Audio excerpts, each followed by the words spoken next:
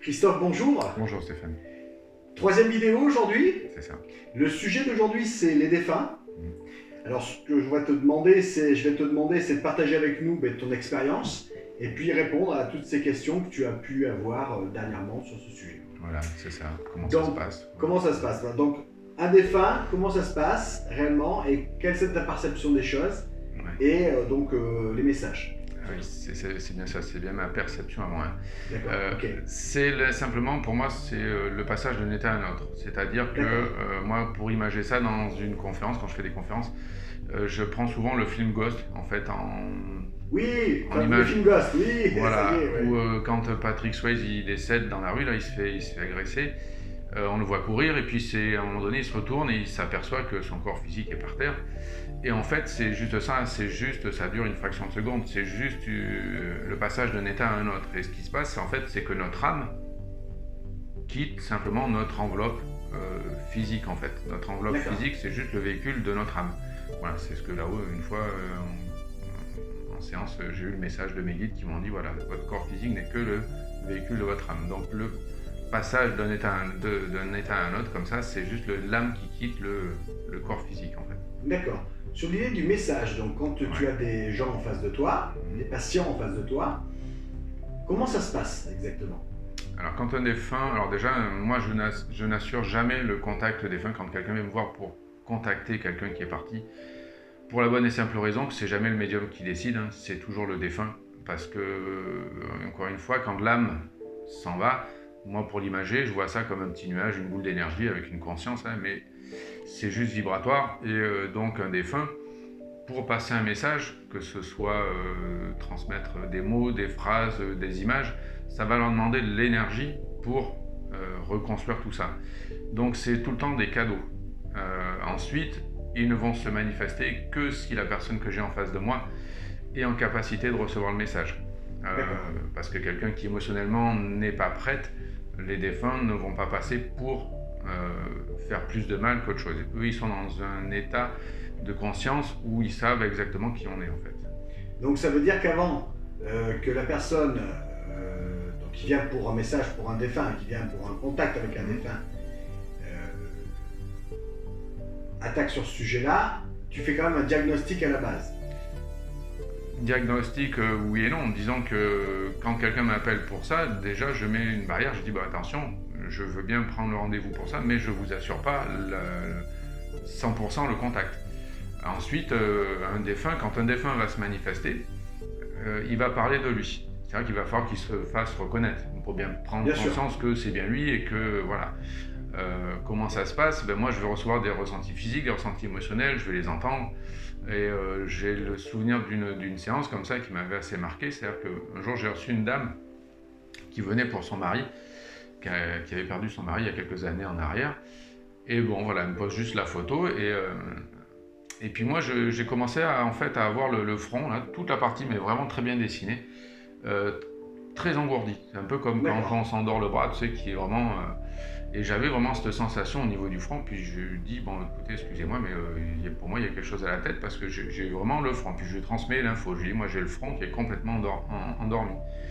Et elle me dit, écoutez, oui, il est décédé sur la table d'opération, parce qu'il avait une tumeur, et quand ils sont allés chercher la tumeur, ils ont été obligés en fait d'ouvrir le front, ils ont découpé.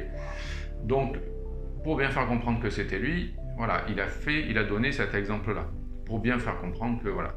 Donc après, il y a eu d'autres détails de qui il était, sur son caractère, ce qu'il aimait, etc. Voilà, avant de transmettre le message, voilà, il va déjà donner des indications de sa vie, de qui il était. D'accord. Voilà. Est-ce que donc tu as eu des situations de gens qui sont venus te voir et où là, effectivement, il faut faire très attention par rapport à la pratique et l'émotionnel qu'il y a derrière? Il y a toujours un émotionnel, forcément, des gens qui viennent avec une photo, il y a forcément un émotionnel, il y a vraiment un besoin de recevoir un message pour être assuré, pour être...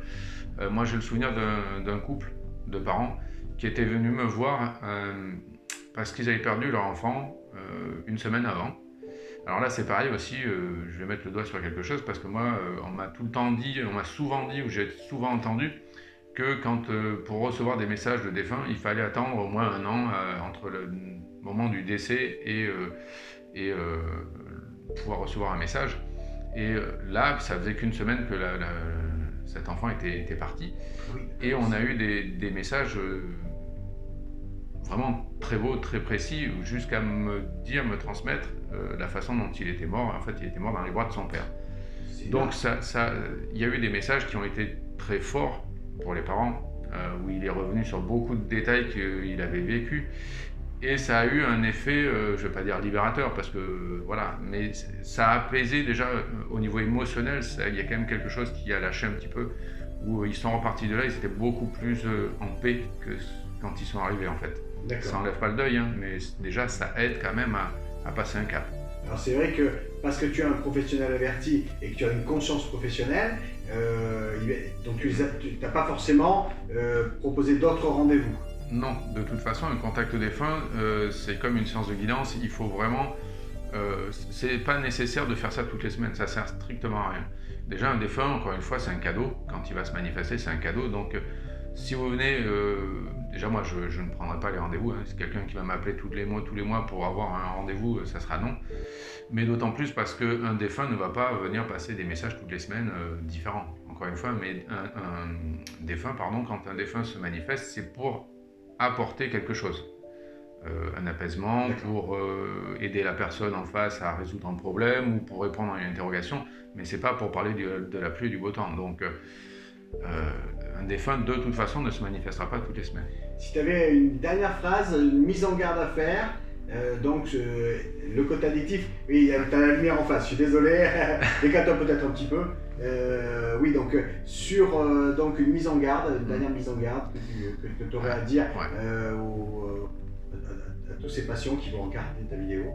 Attention de ne pas jouer aux apprentis sorciers, parce que c'est souvent ce qu'on me demande aussi, est-ce que moi je peux essayer de le contacter, est-ce que je peux essayer de recevoir des messages? Alors oui, on peut tous recevoir des messages des défunts, hein. C'est souvent que des personnes, après le départ d'une grand-mère, d'un être cher, reçoivent des messages, soit dans les rêves, soit ils vont ressentir une présence.